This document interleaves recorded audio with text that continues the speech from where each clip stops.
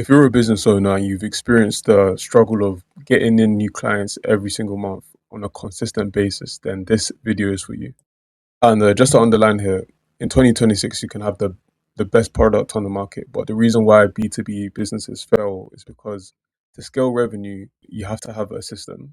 You have to have a go-to-market system that is predictable and that is scalable. And when you leave it to run, you know that you're getting in a certain number of clients each month. And luckily, we're actually in an age where we can actually build that out with AI agents that are running outbound on your behalf 24/7. It's just about how you build them, and because these is brought undeniable results. That's why there's so much demand for GTM engineers to come into companies and build out these systems. But it's about how do you build an effective one, and that's what I want to walk through today. I want to realistically show you how I would build a GTM system specifically in a B2B SaaS company with a followable example. So let's get straight into the question. As you know, what are you talking about? Why do I need an AI sales system in my company? What's that going to do for me? Now, in 2026, predictable deal flow is getting harder than ever. About 73% of buyers are actively avoiding irrelevant outreach. And the reason why is because outbound has become so saturated with outbound messages, DMs, LinkedIn messages, emails. It's becoming much more easier to spot who's trying to just sell you and who actually has a genuine message for you. And I'm sure some of you have seen it yourself. If someone sends you a templated outbound message, you can look at that and you can tell you just maybe they put in a few variables like your name, but you can tell that, okay, there's been no research or meaningful insight in this that has made me want to feel like this business actually has something to offer to me. So what do? You just ignore it, delete it, unsubscribe, however you feel fit. So there's becoming a rise in demand in having each message or each kind of outbound much more tailored, much more personalized. But then there's a cost because, to really get clients, you have to do high volume, you know. But however, if you want to do high volume, it's not a pray and spray game anymore where you just go for volume only, because if you do volume only, you're just gonna burn through a lot of leads and you're not gonna get the best results of the lead generation that you've generated. So realistically, this is the kind of question that we should all be asking. I need a way to do high volume outreach while still keeping personalized and relevant without losing momentum or having the need to hire more sales reps. And that's when you know that a system is needed. So most of you might be able to relate to this, but this is the reality of what a sales pipeline actually looks like. Some of us we like to think that it's just cold calling, building relationships, or getting some feedback. Getting on those demos, getting on those calls. But the reality of it is actually there's a whole lot of prospecting. There's a lot of qualifying leads. Researching the prospects to see if they're the right fit, identifying who the buyers are. A lot of admin work, updating the CRM, and so on and forth. And then you have to do the follow-up, the chasing up of prospects. All of that just leaves a very little window for what actually matters, which is building those relationships and whatever you're seeing in that green little space here. And if this is something that you've experienced in your company, then this could be a major setback for you. Reason being that a lot of that foundational back-end work that could be automated is actually being done manually, and is holding off a lot of time where you could actually be selling, building those relationships, and so forth. So enough beating around the bush. What does a GTM system actually do? So a go-to-market system. So that consists of a GTM workflow with AI agents that help automate the process of acquiring new clients. It then executes that process at scale and continuously runs that outbound on your behalf. And the result you would see is more booked meetings, more qualified and high intent leads, which we're going to go over, more predictable revenue, and you can also scale more faster and efficiently. And once you've built out and implemented those GTM systems, this is realistically what your pipeline would look like. As you can see, the things that took all the manual work, a lot of the heavy lifting is now been all automated at scale. And these are important things that lead to more effective closing. But then again, it gives you the window to focus more on the things like relationship building, things that matter, things like being on calls with the qualified prospects that would actually buy from your business at that given time. And this is exactly what I mean by when I say things that, the kind of sales process that took about 20 people to execute a few years ago can now be done by 5 people. And that's not just because everything is now automated. Automation is that's just the foot in the door. You're now able to get insights and research that will allow you to get closer and more tailored to each and every individual account's pain points, their problems, you're more closer to relating to their problems and finding out their problems, what would have taken tons of research a few years ago. So again, it's not only just automating stuff, but you're making things a lot more enhanced and effective, but at scale. So we're actually going to jump into a realistic example of how this would work in a B2B SaaS company. So let's meet Jordan Bilford. He's the CEO of Onboardly, which is a SaaS that automates new employee onboarding for various different companies. Now they target mid-market companies in the US and the UK. Now Jordan has he has some goals on his hands. Now he wants to scale growth and revenue for the business. He wants to ensure that there's a steady flow of new clients every month, and he also wants to streamline that sales process for efficiency and speed. However, we can see that he is working with a small team. So just to briefly go over the team structure, we have the head of sales, then we have 3 SDRs and 3 account executives. Now, Onboardly is experiencing a few problems. Now, first of all, they're not booking enough meetings each month. Success tends to fluctuate. Now, about 40% of the people they reach out to are not the right targets. They're not qualified leads. They also want to scale the amount of people they reach out to, but the manual work slows them down. And they want to do that outbound at scale, but it requires a lot more than the team that they have, which is quite small. Now normally you would think that the solution to this would be, hey, let's just send more emails, let's buy more leads, maybe we should conduct a little bit more sales training, or maybe we'll search for more talent. That's quite expensive. Maybe we'll get another sales tool, but again, you don't want another extra tool on your sales stack for SDRs to now have to relearn again and be trained on, or maybe hire more reps. Again, it's a cost that is also a risk. So what would be the actual solution to this? To actually dive into that, let's look at the current process and see what is broken. So we're just going to have a brief look at the current sales system.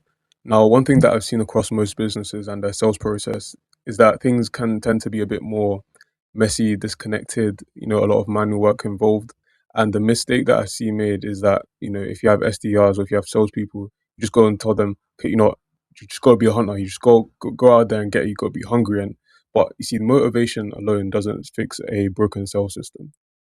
In this case, I'm just going to start off with the lead generation. As you can see, most of it is done daily by SDRs manually, having to qualify leads, research into them and see if they're the right fit.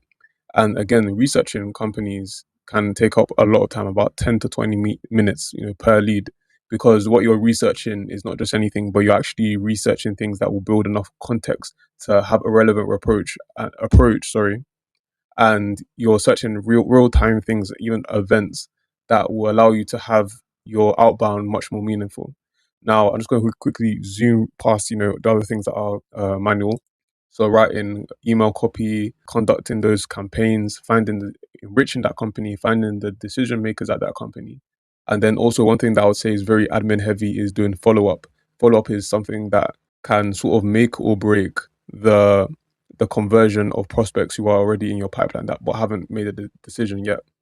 So follow up is not just sending a message, just saying, "Oh, hey, I'm checking in," but you actually have to send something that is relevant, especially if you've had past conversations. And again, just to update, on this update in the CRM, that is also a bottleneck that most sales teams will experience.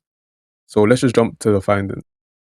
Now, here are just some things that I would have picked out as a GTM engineer in terms of like the friction and what is not working. So I would say, first of all, the ICP qualification. The incorrect data leads to unqualified leads. So if you're having unqualified leads coming into your pipeline, it's gonna lead to a lot of bad conversations, things that will waste the rep's time and the business's time. Now, also a need for intent signals, because the reality of today is if someone's not ready to buy your business or is not ready to buy your solution, you're going to stress yourself out. Not because they don't want what you have, but they just don't need it at that point. That's why intent signals allows you to see when it allows you to catch the behaviors and catch when your prospect or that lead is currently going through a phase where they are ready to buy. Now, again, research. That's something that can easily be done with AI agents. And research then leads to more personalized approaches and showing that you understand the businesses, that you're not just sending out templates, but you've actually looked into their business and you have a very tailored solution and approach to them. And again, it's all about making this scalable and being able to multiply that outbound and, getting rid of that repetitive work that is being done on a daily basis by reps. And even if you're just a business owner yourself, it being done by you. So now let's move on to what I would actually build out for this SaaS company. So now we're into the main part of the video. So what kind of GTM system workflow would I actually build for this company on Boardly? Now we're just going to start off with building the ICP list, which is the most important part. I'll start off with a total addressable market, using Apollo or AI Arc to build that list, then upload that list to a database like Superbase, so it can easily be edited, it can easily be organized and, enhanced with an AI agent. And that becomes, the total addressable market. Now I'll move on to ICP qualification and data cleaning. So cleaning up any duplicates, any kind of messy data, and then being able to filter out any poor fit companies and the companies that are actually a fit for what our solution offers. We move those ICPs further down the pipeline, and therefore who we're reaching out to are actually people who are qualified, people who can actually have a chance to close a deal that. Now, next would be intent signals. Now, the reason why intent signals are so important nowadays is that if you're just purely doing cold outreach, you're going to stress yourself out a lot. And the reason I say that is because you're going to be having a lot of conversations where many, many businesses will say they're not interested. And it's not because you've got bad leads, or it's not because you've got the wrong type of people. It's just that at that given moment, they don't need what you're offering. They don't see a need for your solution because they're not currently experiencing that pain point. Now, what intent signals allows you to do, it allows you to monitor the relevant behaviors that prospect is currently going through that problem or that pain point, that allows them to start thinking, okay, I need a solution, and that's the solution that you offer. Now, this can how you actually build something like this is figuring out, what are the pain points of our ICP? What do they go through that makes them think, okay, I need to search for a solution for this problem? What are the traceable behaviors, and how do I actually track that online? How do I find those kind of behaviors online? These can be found through website visits, interactions with pros, 10K reports, job postings, industry events. You can get very creative and custom with this, and it allows you to monitor those kind of behaviors, see who is maybe interacting with maybe certain content that speaks around the problem that you're solving, and then from there you can then find those leads, scrape those leads, and bring them into your pipeline and be able to reach out to them, because now they're actually sales ready. They're actually more likely to buy than someone who's a qualified lead but is not going through a problem currently. Now, before you actually do that outreach, you actually have to do some research. You have to actually do your research to be able to build custom criteria, to be able to build company context and find those value opportunities that allow you to have an outbound message or have an approach that is actually very tailored to the solution that you're offering, that would actually get them interested. So these are things that can be, summed up and given to an SDR, as they're about to go on a sales call. They can have that kind of summarization, or that can be all embedded into an outbound message. Maybe if you're doing a cold email campaign, or if you're doing a LinkedIn DM campaign, these are things that can be embedded and used to enhance your messages. So instead of using templates, you're using real human-like messages that would actually get their attention and relate to the problem that they're currently facing. Then from there, we'll move on to personalization and context. So this is a bit relating to what we just spoke about, being able to find reasons to actually reach out to our prospects. Generating personalized messages, being able to use those signals, use that enrichment, use that research to build a highly relevant outbound message. And from here, you have to think about, okay, if we're going to get an AI agent to write this, we need a way to make it to have a tone of voice that sounds very genuine and not salesy, not robotic. Something that is personalized enough to show you that, to show the prospect that you understand their problem. You need a call to action that is very valuable, easily accessible, and it's hard for prospect to say no. Something that is very low barrier to entry. And one thing that I've seen work is generating visual content, ABM workflows, um, permissions, even to send something that is as personalized as a diagram or chart, something that you found about that company. So those really tend to work. And these are things that can also be automated through workflows as well. So next, I would move on to lead routing. So the system will go onto lead routing. So once you've gotten all that context, all that personalization, you will then route them to either yourself, or if you have salespeople, your SDRs, providing full context, showing those personalized messages. So I fully support having a human in with the loop. You've seen the criticism on some LinkedIn posts about some personalized AI messages being a bit, out of context. So that's why it's good to have a human in the loop. So, your SDRs can actually have a visual interface to see those personalized messages and be pointed to the ones that are most likely might need some, editing, and they can go in and edit those things. Now, once you have that lead route in, you can then, as a sales team, be able to do your outbound. But now you have full context that hasn't been done by any of the SDRs themselves. All they need to do is just focus on the cold calling, the messaging, the relationship building, be on those calls, and actually getting to know your prospects a little bit more. And that's what makes the outbound much more effective than having to do all of that thing that we just went through there. Everything that we just went through. These are things that were done manually a few years before, but now it can all be automated and much more faster and quicker. And the best thing about this is that your salespeople are getting qualified leads. These are leads that are actually ready to buy. They are the leads that are most likely to be interested in your product, and therefore you're not wasting the reps time, you're not wasting any business time, but you're doing highly tailored and targeted outreach that would lead to either a sales call or a booked meeting, or most likely, someone who will, maybe a prospect that will actually come back themselves when they're ready. And from there, it just leads to tailored outbound. So the AI executes at scale, you know, and as a SDR, as a person to person, you're handling the more high value relationship building, while all the automated repetitive stuff is being done by the agents that are working under.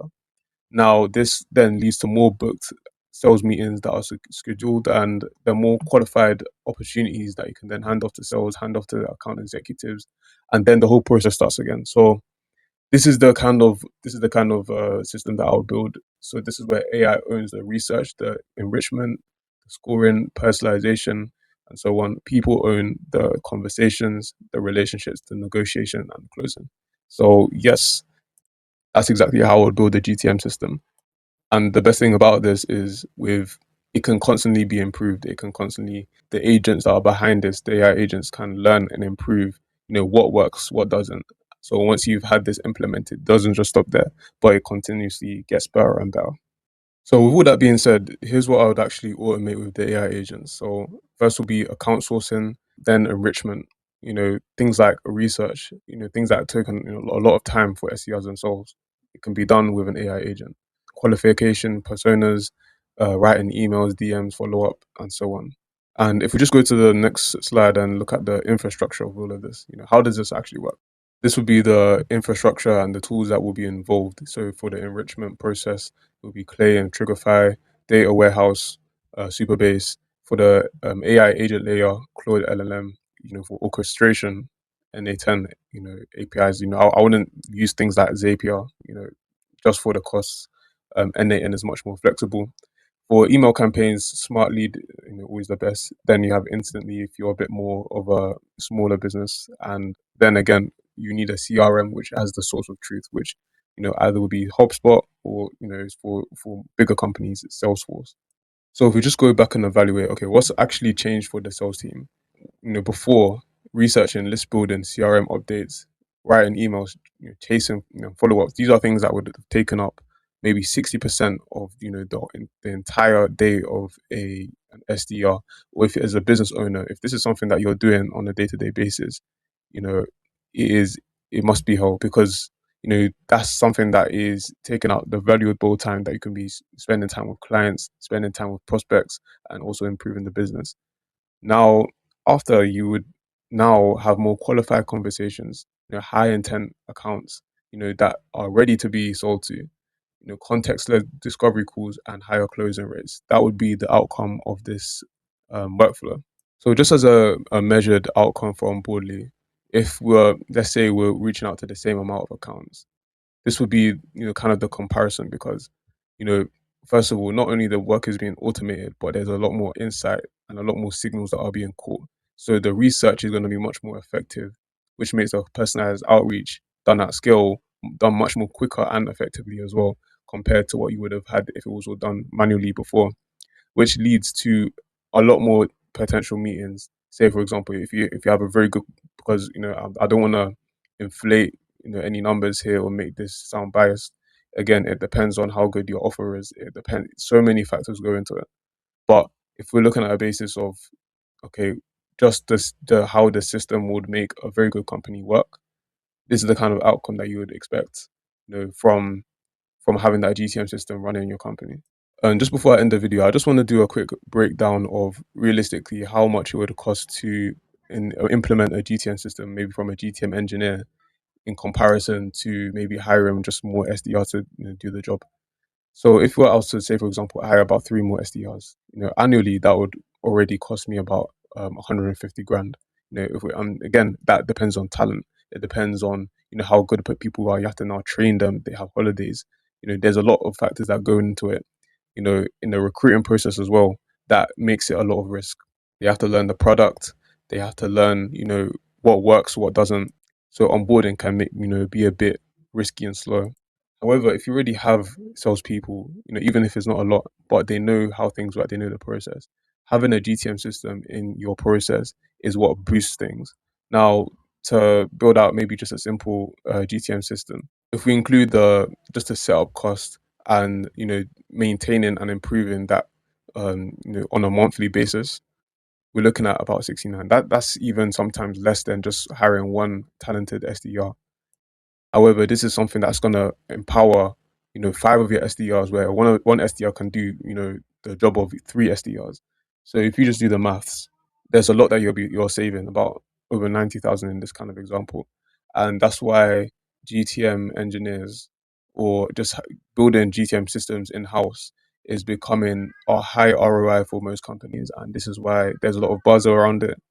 And again, this video is just to do a breakdown of where the value actually is, how it would be built out, and what it would actually look like in a company.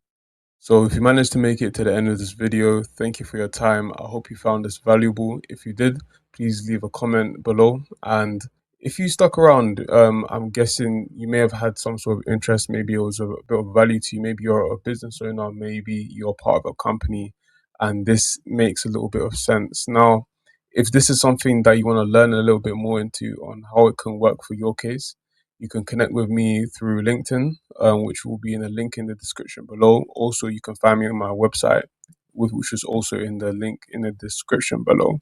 Now, I am planning to make this into a kind of series, so more videos on this, but for different industries. So maybe you're in construction, maybe you're a coach, maybe you are a digital marketing agency.